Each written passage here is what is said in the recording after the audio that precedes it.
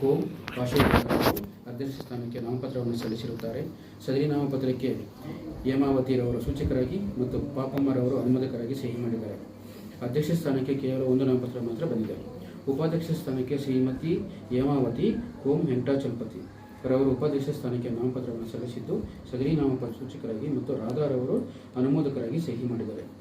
ಅಧ್ಯಕ್ಷ ಮತ್ತು ಉಪಾಧ್ಯಕ್ಷ ಸ್ಥಾನಕ್ಕೆ ಕೇವಲ ಒಂದೊಂದು ನಾಮಪತ್ರ ಬಂದಿದ್ದು ಕ್ರಮಬದ್ಧವಾಗಿದ್ದು, ಯಾವುದೇ ಪ್ರತಿಸ್ಪರ್ಧಿ ಇಲ್ಲದ ಕಾರಣ ಚುನಾವಣಾ ದಿನಾಂಕದಿಂದ ಮುಂದಿನ 5 ವರ್ಷಗಳ ಅವಧಿಗೆ ಶ್ರೀಮತಿ ನೀಲಮ್ಮ ಕೋಮ್ ಕಾಶೇಗೌಡರವರು ಅಧ್ಯಕ್ಷರಾಗಿ ಮತ್ತು ಶ್ರೀಮತಿ ಹೇಮಾವತಿ ಕೋಮ್ ಹೆಂಟಾಚಲಪತಿಯವರು ಉಪಾಧ್ಯಕ್ಷರಾಗಿ ಅವಿರೋಧವಾಗಿ ಆಯ್ಕೆಯಾಗಿರುತ್ತಾರೆಂದು ರಿಟರ್ನಿಂಗ್ ಅಧಿಕಾರಿಯಿಂದ ನಾನು ಈ ಮೂಲಕ ಘೋಷಿಸುತ್ತೇನೆ.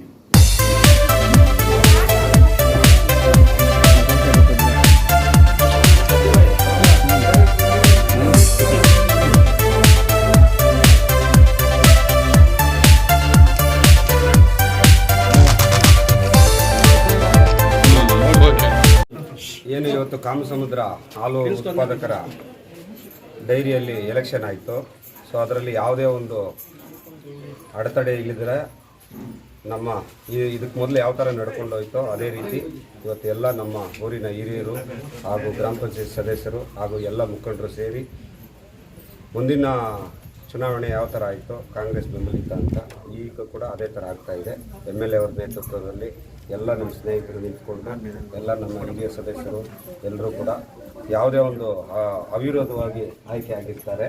ಯಾವುದೇ ಎಲೆಕ್ಷನ್ ನಡೀದಿರ ಏನು ಇನಾಮಿನೇಷನ್ ಥರ ಮಾಡಿಕೊಂಡು ಎಲ್ಲ ಒಗ್ಗಟ್ಟಾಗಿ ಹೋಗ್ತಾ ಇದೆಯಾ ಅವಿರೋಧವಾಗಿ ಆಯ್ಕೆ ಆಗಿದ್ದಾರೆ.